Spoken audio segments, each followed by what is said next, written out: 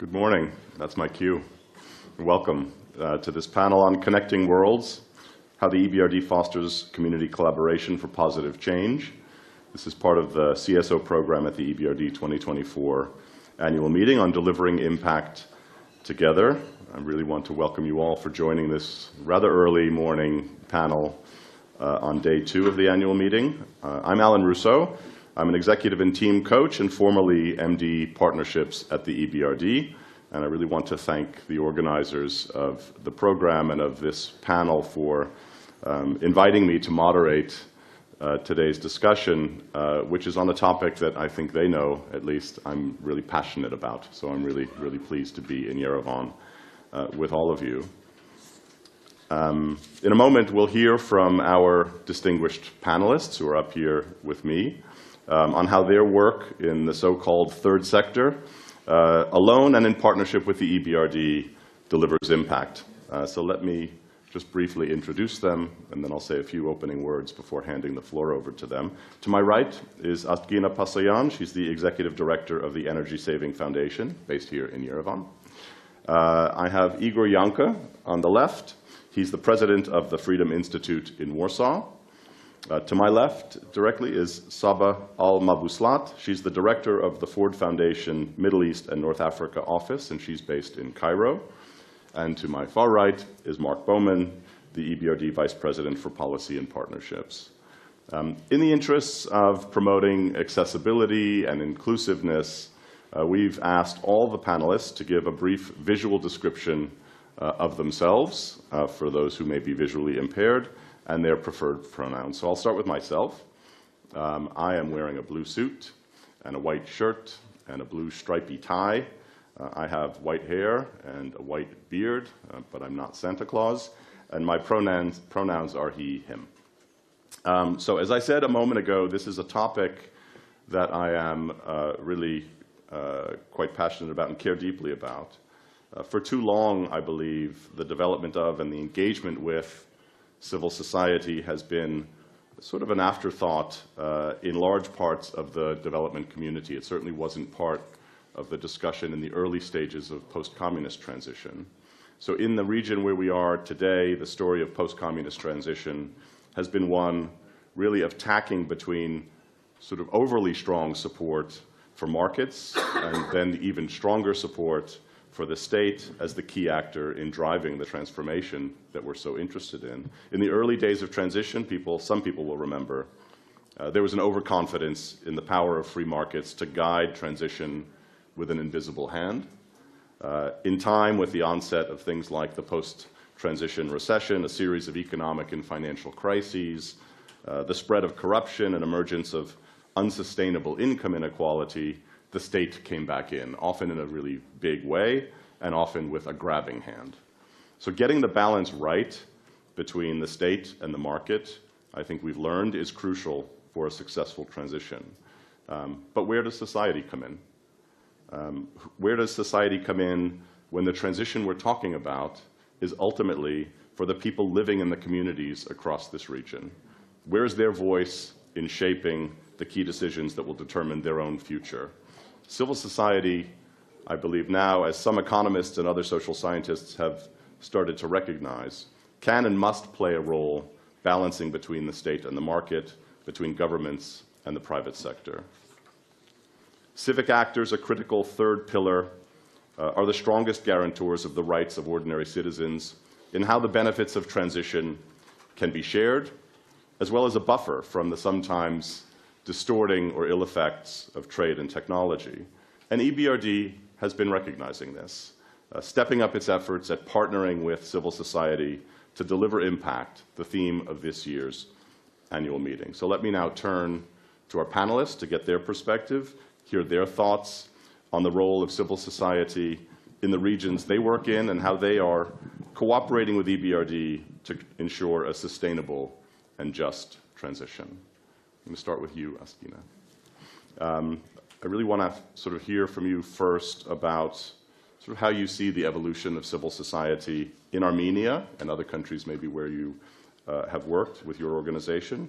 And then I'll turn to a more specific question about your work in the green economy space. Thank you. Indeed, I think you gave a good historical... Sorry, and describe yourself. Yeah, right, describe myself. I'm Astrine, I'm 46. Associate myself with the female pronoun, her, she. I'm wearing a blue jacket, but much lighter blue than Alan, and black pants and a white shirt.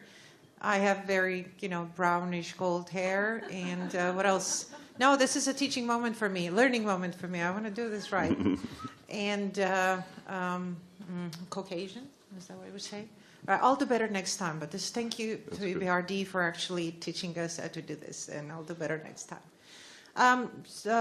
Energy Saving Foundation has been in this market, in this sector in Armenia for 20 years, and I've been in the CSO sector as long as I remember myself. Since 1997, I've been in this sector and working on different elements of climate, energy, environment programs. And I agree with you that in the beginning there was a very strong belief that state knows what needs to be done, then municipalities thought they know what should be done, and CSOs were just basically the only thing they could do is just get a banner and protest. And it's really, it is a nice change for me that CSOs are not screaming outside. They're actually part of the process. They have their own sessions going in. They are being included and heard. And the important, and of course this is normal for EBRD, but for CSOs it is an opportunity to be heard.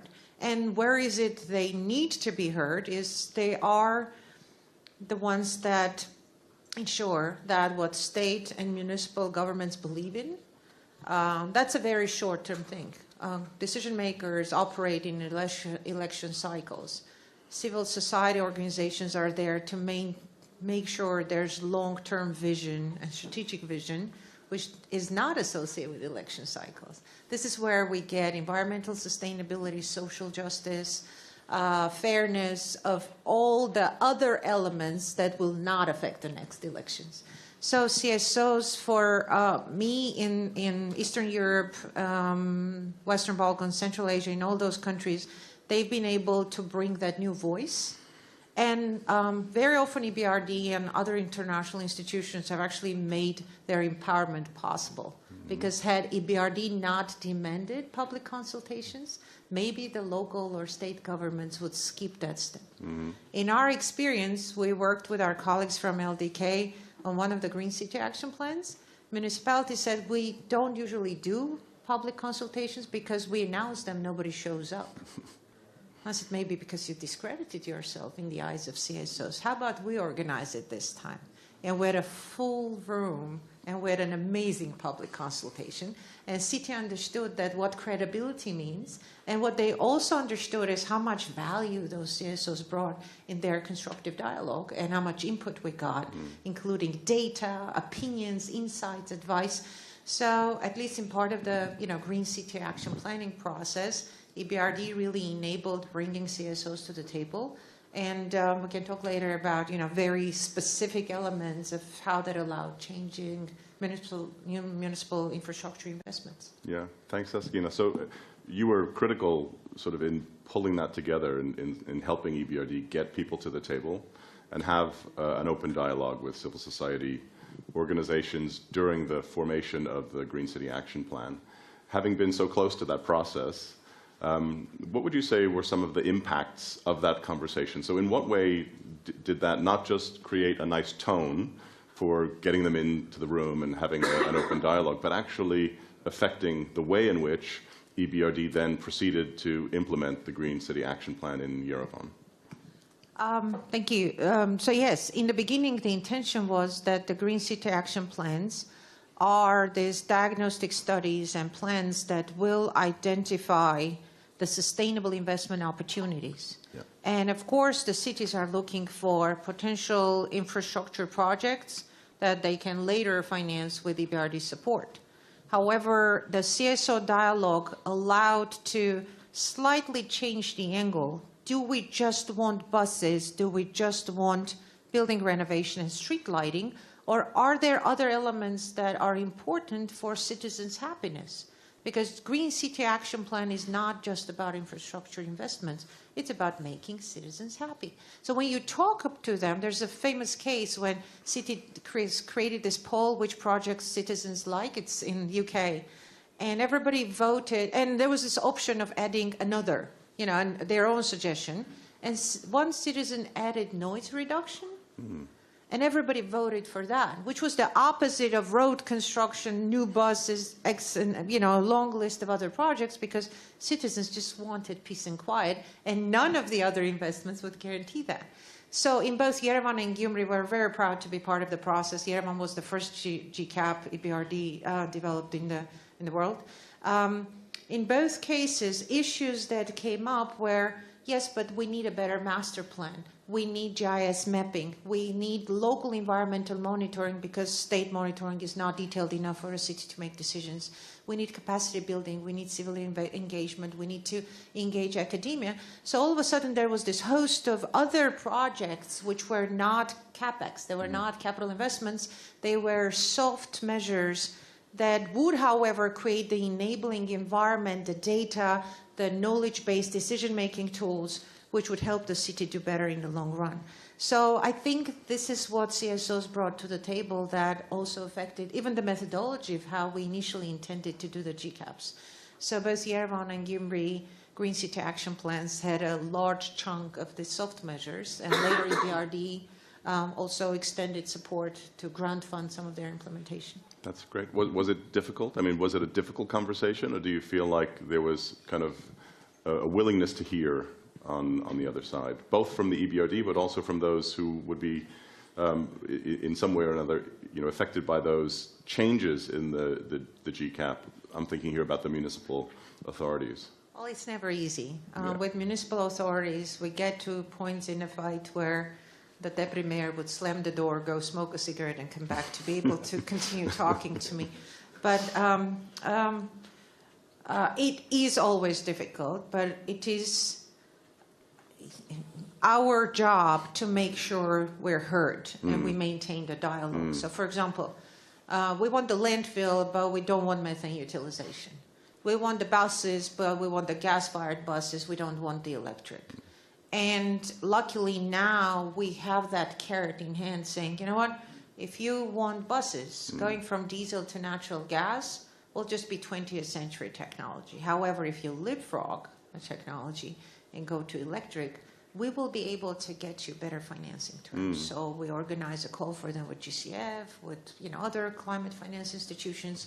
And the moment they understand this gives them a better deal, this gives them better exposure, more consensual financing, potentially better ribbon cutting ceremony for something more state-of-the-art.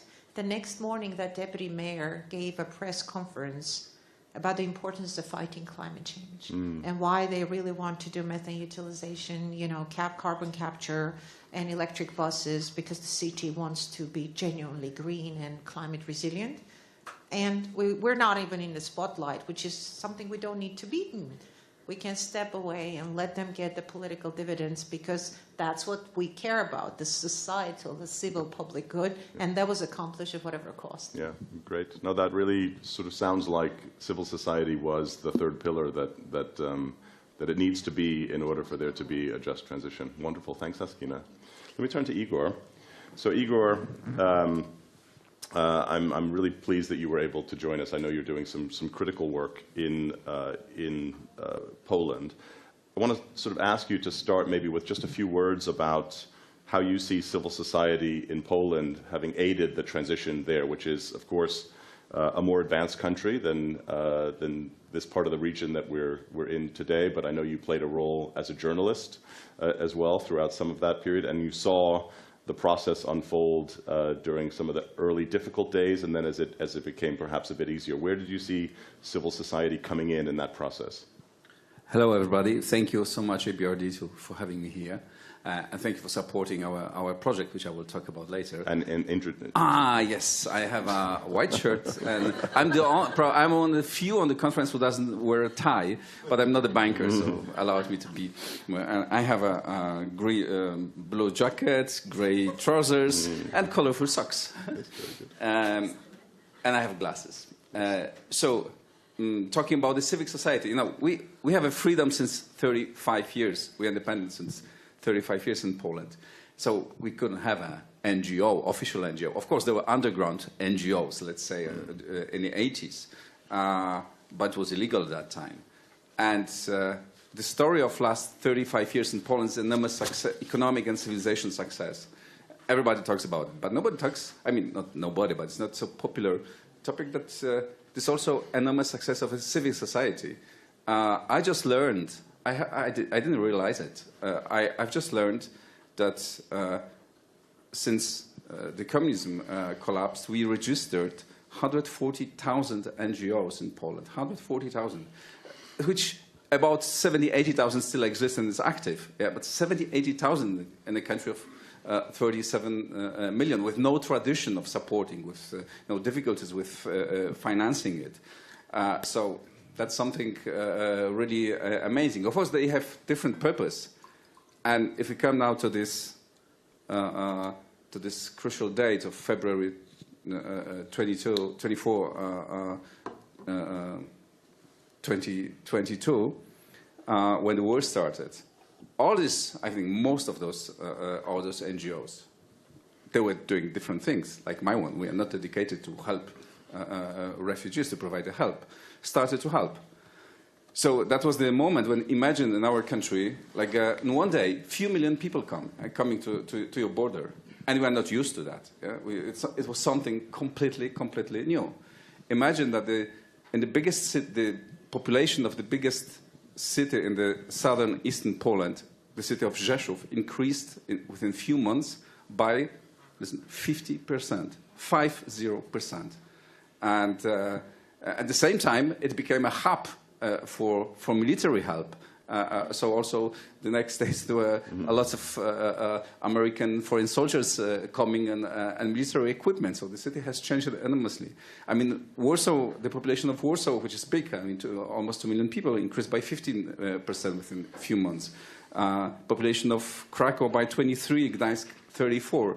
So it's really huge numbers, and you could see it everywhere. You can hear it everywhere. You could hear the Ukrainian language everywhere. And what was really enormous, that almost everybody started to help. The official data are not official data, but there are some estimations saying that 77% of Poles somehow get involved in help of different kind.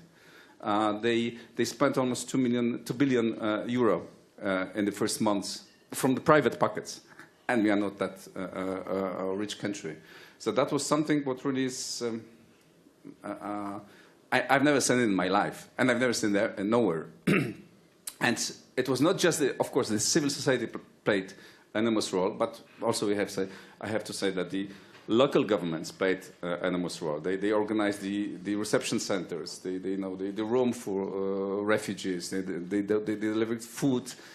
And also the state played a very important role. The state passed special laws which allowed Ukrainians to get the Polish ID numbers. So they were treated as Poles. They could receive the social help, but also they could apply for legal job.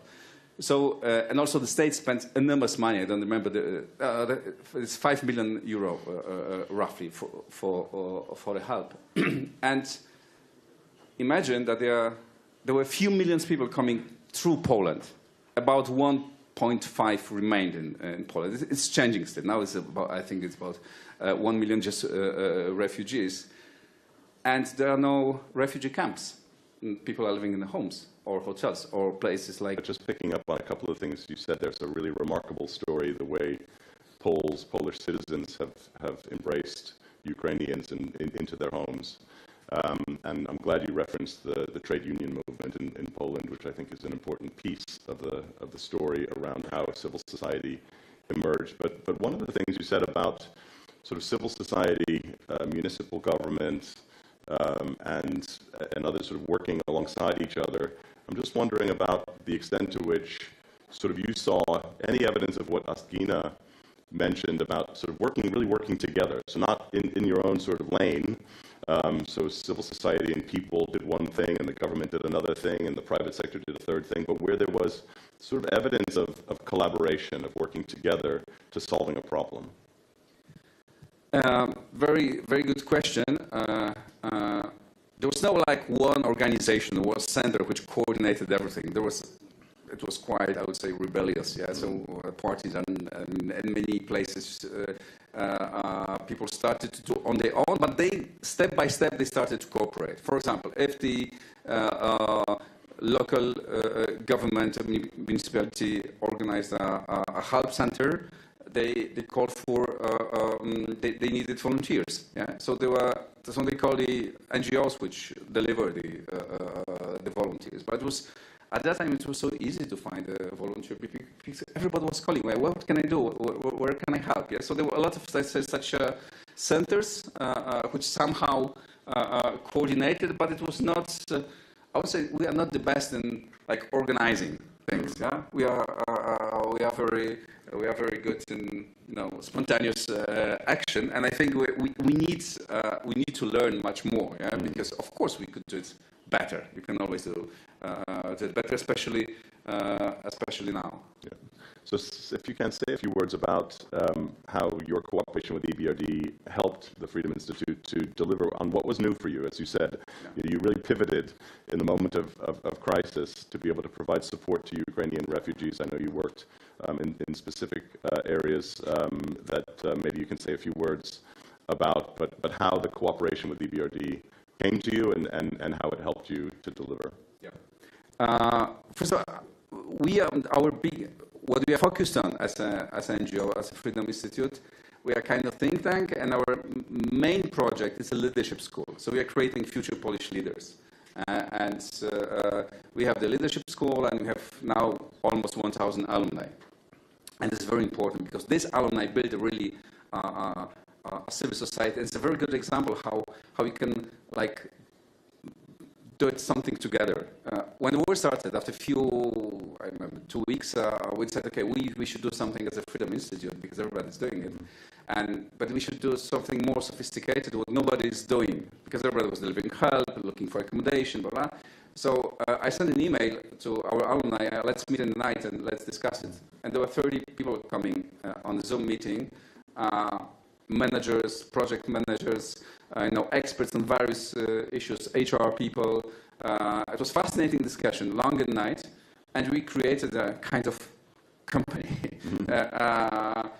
We decided to do a program which helped the Center for Legal and Psychological Help, because we said, okay, this is the need which is not fulfilled.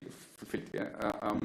So we created a call center, and there were a group of volunteers. We call lawyers, we call psychologists, and we started to deliver this kind of help. And after a few months, we contacted. Frankly, I don't know how we met with EBRD, who of our alumni, because it was all done by our alumni. Yes? Someone just called me, Igor, I'm talking to the leader of the project. I'm talking to EBRD. Yeah? I'm saying, great. Yeah? It took some months to go through all procedures. It was a great lesson for us, yeah? how to prepare for such a process. And after a few months, we started to cooperate. We learned a lot from you. I think Selena, who was with us from the beginning. And what we do, especially with EBRD, because we started to work with EBRD like a year after the war started, more or less. So already the needs has a little bit changed. Yeah? So at the beginning, it was just the psychological and legal help. This kind of people didn't have basic documents. They didn't know where to go. They were completely lost. A year later, they already started to work. Yeah? And they have different kind of needs. So we still provided legal and psychological help, but also the professional advisory. So we concentrate a lot about getting those people to the market and teaching them how to write CVs, how to make a LinkedIn profile, how to behave on the market. We organize a lot of workshops, webinars, mastermind sessions, individual sessions. We work with, during this 1 year with EBRD, we deliver help to 3,600 people, 97% of them were female. And it's very interesting that it looked different at the beginning, and it looks different now. So the needs are changing, and what is our lessons learned is that we still have to watch what the needs are. Because at the beginning, they were completely lost, people completely lost. Many of them, for the first time outside Ukraine, sometimes from small villages, not speaking language, don't know anything, what to do, where to get, very traumatized. A year later, and 2 years later, most of them already speak some language. Yeah, so our languages are similar, but they can communicate in Polish. Many of them have a job, earn money. They have already some accommodation.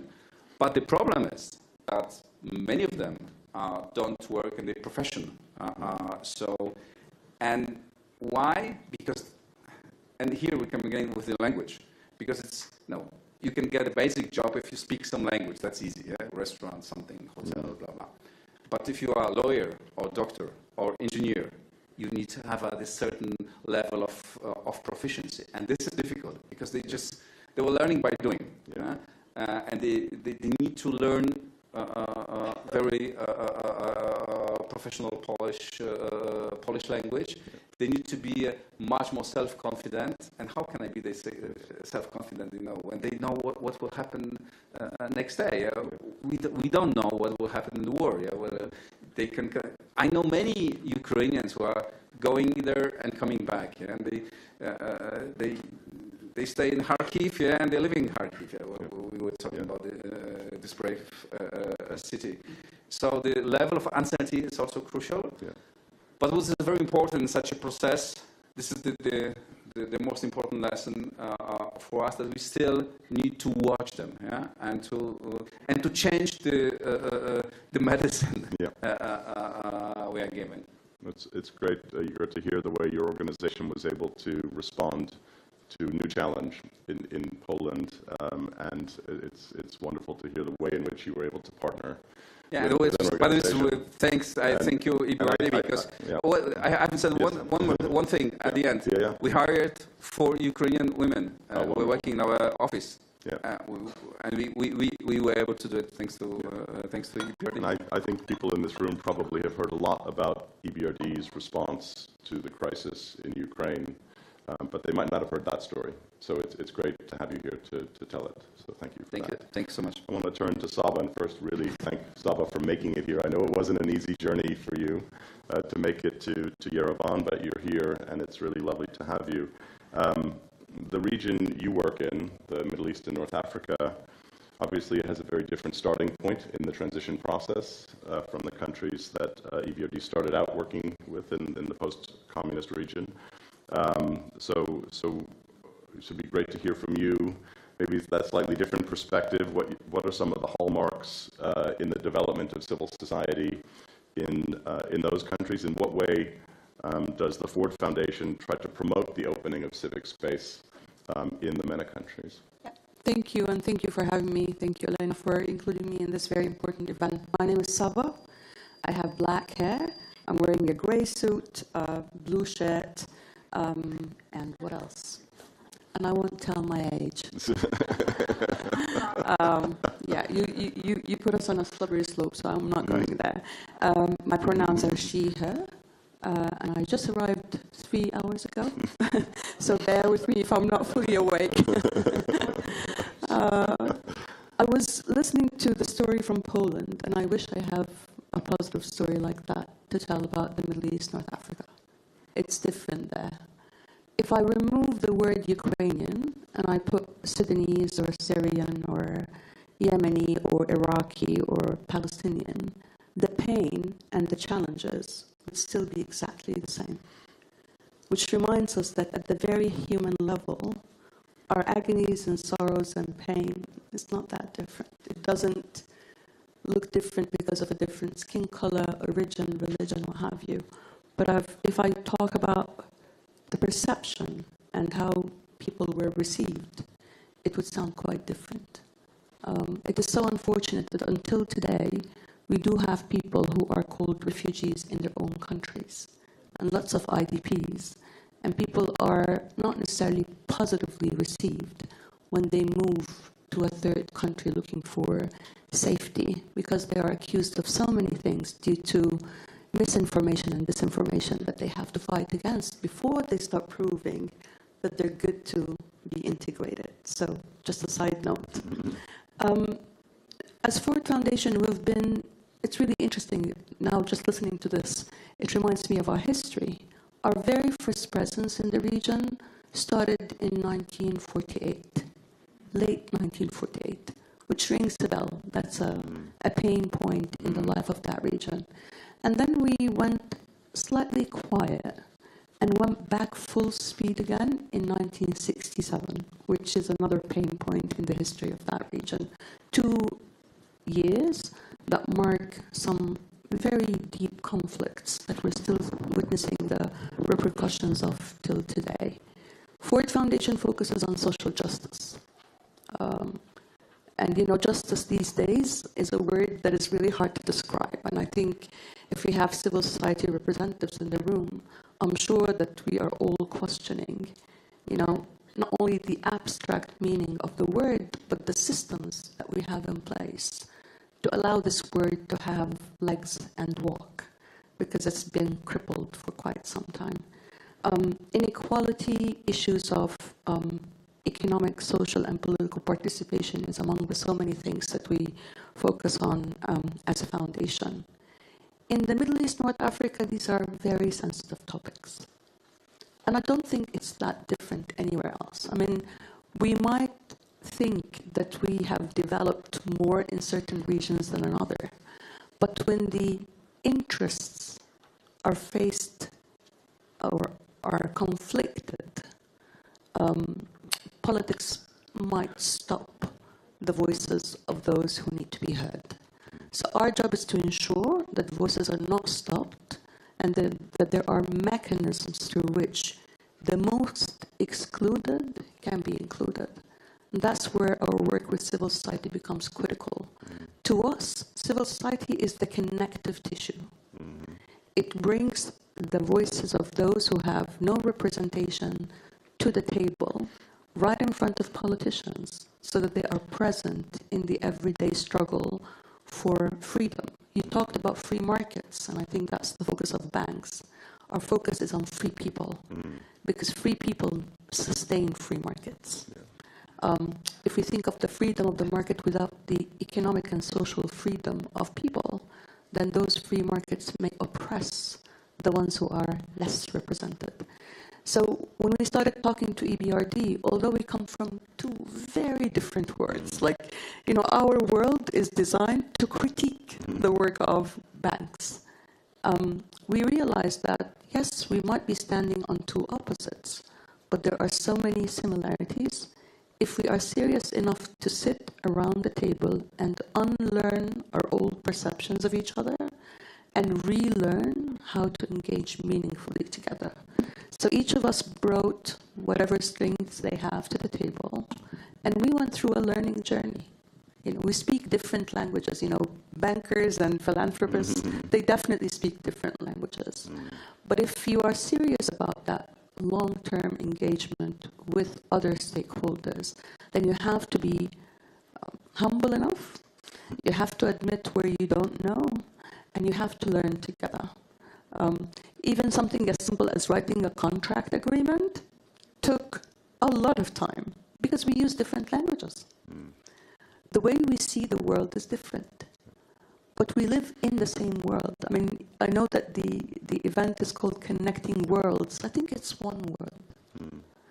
And only when it becomes one world, we will realize that there won't be one that exists for you and one that exists for me, and therefore we can keep them separate.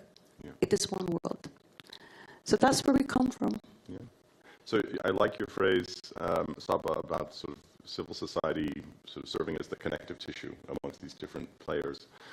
How would the cooperation that I know you're at a fairly advanced stage in negotiating with EBRD create some of that connective tissue?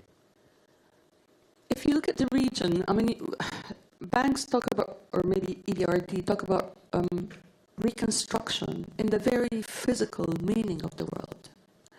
We talk about it in the metaphorical meaning of the word. So bringing our mindsets together is very critical. While it is absolutely key to rebuild the ground, but rebuilding people after decades of devastation, either due to war or exclusion or inequality or lack of access to opportunities, is equally integral and equally important. So these two metaphorical and physical reconstructions come together. From our perspective, civil society are those individuals who understand the two layers, the macro layer where the politicians sit in closed rooms and decide policies that will have impact at a large scale, and the mass. You know, they are the middle layer of a pyramid that holds the top with the base. And they, because of their ability to mediate, negotiate, take the claims of the ordinary man walking the street who may be illiterate and put it in flashy, nice words to the politician to include in its politics. That's how you create balances in an unbalanced world. And if we're serious about political stability, then you have to ensure that there's sufficient level of institutionalized economic and social stability. It's economic and social engagement, inclusion, that can help us reach political stability. So they do that. They facilitate. They are sometimes just like a typical chemical catalyst. They go in and out. They don't change the equation, but they help it become equal. Both sides of it are equal. That's the beauty of them. They are the silent warriors who can really fight the fight, but fight it in the most peaceful way. Yeah. Thank you very much, Saba. I also sort of really picked up the comment you made about free markets. I mean, all markets are embedded, right? They're embedded in the social context. As one economist has said, sort of all economics is socioeconomics, and I think you really highlighted that really well. Let me turn to Mark. Mark, you've been listening now for the last 40 minutes or so to people on this panel describe both the sort of the contexts in their countries where they operate, but also how they cooperate with EBRD. So as Vice President for Policy and Partnerships, how do you see the role of partnerships in particular with both philanthropic organizations and civil society organizations in advancing the transition? Well, thank you. Thank you. Is this working? Yeah. Yeah. Thank you. Thank you very much, Alan. And like I said, to do the introduction, I'm Mark Bowman, he, him. I'm wearing a blue suit also, a blue shirt, a red tie. I am wearing a tie. I do work for a bank. I don't necessarily identify as a banker. I've spent my career working on policy issues, working in government, and now at the EBRD. What else? If I stand up, I'm quite tall. I have less hair than I used to. Not very much, and I'm wearing glasses. Great. Is that good enough? Yes, very good. Thank you. Thank you, Alan. That's a great question, and I've really enjoyed sitting here listening to the panelists, and I can speak a little bit about the theory of what we're trying to achieve at EBRD in terms of partnership, in terms of engagement with civil society, but actually listening to these conversations and listening to kind of real life stories about the engagement and what we've been able to achieve together really kind of brings it alive, and I hope helps explain to the audience the sense of what we're trying to do. I think you all obviously know the EBRD very well. You know our kind of business model of combining investments with policy dialogue, with technical assistance, our ambition to deliver transition, to help economies kind of transition to sustainable, modern, market-based economies. That is about what we do at the kind of individual project level, but it's also, we have this kind of broader objective of trying to affect systemic change, to change economies, to change the structure of societies. And partnership is absolutely critical to what we do. It's critical at the project level in terms of working with governments, working with donors, working with our clients, working with philanthropies, working with civil society. It's also critical for this point of trying to affect broader systemic change in terms of you know, wanting to have an outcome which is beyond the kind of narrow outcome of the individual project that we are doing. And in terms of, you know, well, I think to be honest, the panelists kind of spoke for themselves in terms of explaining the role of civil society and you know, obviously, as the EBRD, we very strongly believe that open societies with a vibrant civil society are ultimately more cohesive, more successful societies. We very much value our relationship with civil society in terms of improving what we do, in terms of the dialogue that you talked about, in terms of how that conversation can improve what we can do, can kind of increase the buy-in. I thought that the example you gave of the Green Cities Programme, the Green Cities Programme is a flagship programme of ours that we are very proud of. I think we have this kind of unique ability as an MPB to work directly with municipalities, to work with the city authorities in terms of kind of developing a comprehensive plan for a city to meet their environmental challenges. The dialogue with civil society, the dialogue with partners is incredibly important in terms of the success of that programme. And, you know, I travel a lot around our region and I go to conferences where we talk about this, and this is the kind of universal feedback that we get, that talking to the consultation, the dialogue is absolutely critical in terms of getting the community buy-in and making the programme a success. I thought what Igor described about Poland and the integration of Ukrainian refugees was absolutely fascinating, and I think we're all, you know, in awe at the kind of contribution that the Polish people have made. I think we all understand absolutely the importance of supporting Ukraine and the kind of importance of supporting Ukrainian refugees, but incredibly impressed in terms of how it has been done with that kind of effort from all parts of society, whether government, local government, CSOs, communities, and we also, you know, we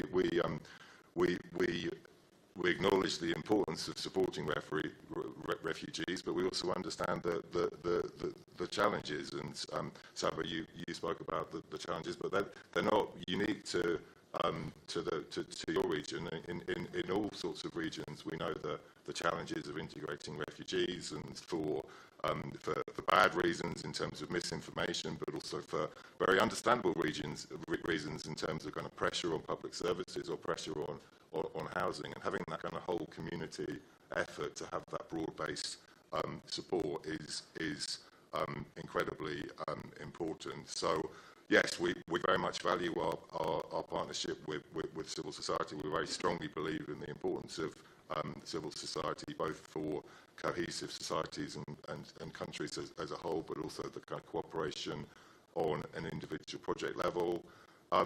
It's maybe we'll come on to this, but it's, you know, it's not always completely straightforward.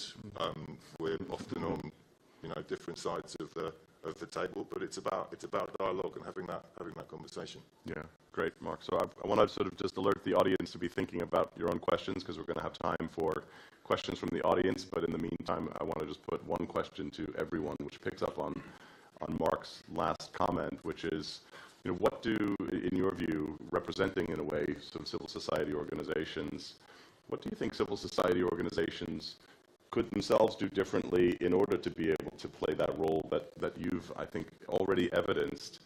So EBRD is doing more than just creating opportunities and doing a sort of pro forma consultation, but from what you've all described, I think really getting sort of into a more concrete way of cooperating. But just generally speaking, is there more that you think civil society organizations could be doing in order to be able to elevate their role in making the critical decisions around transition? So Saba, let me start with you. And then if you have questions, please get my attention. I'll share one thought, from a recent conversation that we're having with civil society organizations in Egypt. We need to know that within civil society we play different roles. So a movement, for instance, is different than an organization. An activist is different than a civil society worker. We really need to rethink our structure and, professionalize how we engage. Because if we're serious about dialogue, then being angry and frustrated and throwing stones at governments, well, it might get their attention, first, second time, but then what? If we really are serious about dialogue, then we have to find constructive ways that keeps us in the game for as long as possible. And that means, as civil society, we need to understand and upskill ourselves when it comes to speaking and playing politics. That's, we love to think of ourselves as, way more principled than playing politics. Well, tough luck. We're not. We all have to play politics. And we all have to go to the room with something to give to the other. We have to find common ground. It might be very narrow at the beginning, but if we invest in it, then it will grow with time. That's my 2 cents on this. Wonderful. It's a really, really powerful message. Igor, some thoughts from your side? I'll come back to your question about the cooperation. Yeah. I think we have to learn more how to cooperate because if there are so many actors, cooperating always helps. That's the lesson. That's the thing number one. And the second, we have to also, as you mentioned, Saba mentioned, we have to professionalize ourselves. We have to work as business, and we learn from business. Now I'm learning myself a lot. We learn from EBRD. Now, in order to get your support, we have to do a lot. We have to go through this process, detailed process, answer many questions, and also report in a very detailed way. And it's sometimes painful, and it takes a lot of time, but it makes us more professional. And then we count money in a better way, we spend the money in a better way, and now cooperating with the business, we should cooperate with the business. Of course, this is my call to the business in Poland. They should cooperate much more with us. But we have to not just ask business for money, but for the real engagement, to learn, because they are very business organizations are very professional, much professional than we are, and just we have to learn. My organization is just in this process, and I think this is something very, very important. Yeah, great, thank you, Igor. So again, I'm looking out to see if there are questions, then I'm going to ask Askina to comment and Mark, and then I'm going to come to Petra. Yeah, but so what we've heard so far, Askina, sounds quite practical to me. But maybe to some in the audience it even might sound provocative. So what are your thoughts? Well, I was actually dying to comment because what Saba said, really, Saba's term, connective tissue, really resonated with me. And talking about policies is actually bringing a lot of memories of what we've done in this region. What happens in terms of politicians, both at state and local level, there's a lot of volatility. There's a lot of movement of people. The velocity of decision makers on different levels has been incredible everywhere, and in Armenia as well. We had a revolution with a full change of caste in the government, and what happened when we keep meeting with people who change in different positions and there's new people, there was a moment where I realized that all the people I'm talking to don't have any idea of the reform pathway, the negotiations, the development assistance, the strategic development that we've had in the country for decades. And unless we go back to them and say, hey, let us tell the story. Let us tell you where we came from. Where did we leave our conversation off with the guy who left the room so we don't start from scratch? And there was this important realization after the revolution here that we are the only institutional memory left. And we went back and volunteered to the government to become their, pro bono advisors and tell them what really was. Why did we design the policies this way? What was it that we left off with EBRD, EIB, World Bank, and others before the other guy walked out the door, etc., etc. And one of the things we thought we should do, and we did that, we formed a coalition of CSOs with 25 organizations. We said we need to help maintain the reform agenda. So that's the kind of connective tissue, the intertemporal one I want to talk about, because we became the connective tissue over time, linking the past with the present. And also, since the people change and come with political appointees that are not necessarily technically up to the task, we also ended up being the capacity building people who also deliver the trainings, the information, help them write their speeches, comment on their policies. And at some point, we also needed political backing from other CSOs. We felt that the government may stop listening to us. So there's two things that was happening. First, we didn't have credibility for them because they didn't know us. They were new. So the coalition allowed creating the political platform. We united, back to Igor's comment about cooperation, we united. Then we did some internal capacity building with other CSOs saying we can't go and throw the stones. We need to speak professionally. We need to say we're not here to criticize. We just know how to do this better. And when we help you, you're going to be the ones collecting the political dividends. When we advise you, it's for the betterment of the country. And so we did a training for our own CSOs, and we spoke with a unified voice where we provided political, policy comments, and there were 25 presidents of CSOs signing it. That was like a bomb on the government.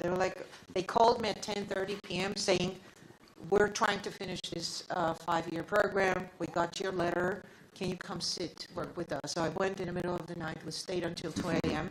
and all our comments were integrated. So connective tissue for politicians and policies, but also CSOs have to work on how they deliver the message, not to be too critical, so that the constructive dialogue can actually be for the betterment of the environment. So that's a great message. Mark, and then I'm going to come to the audience. I'll be quick, Alan, because I know you want to leave time for questions, but I thought what Askina said earlier about CSOs being part of the process rather than kind of shouting from the outside, or what Saba said about playing politics. I mean, playing politics sounds like kind of giving up on principles, but actually, I've spent my career working in public policy, and I know that public policy is difficult, and there are different views, and it's about judgments and trade-offs in the end, and being part of that conversation is absolutely key. I think the best way of kind of articulating what we're trying to achieve as EBR is trying to facilitate and support CSOs being part of that conversation, whether by requiring our clients to engage with CSOs, or giving CSOs, or helping to support CSOs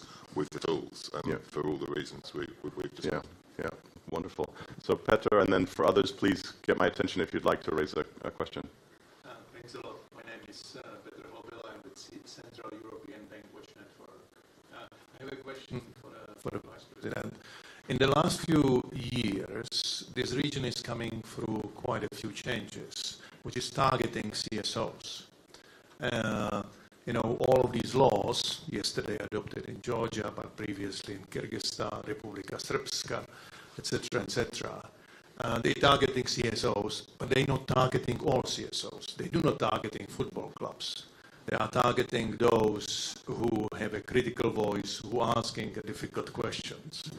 And so I have a question to you, because there is a temptation on the side of the EBRD also, working only with those who give you a nice remarks.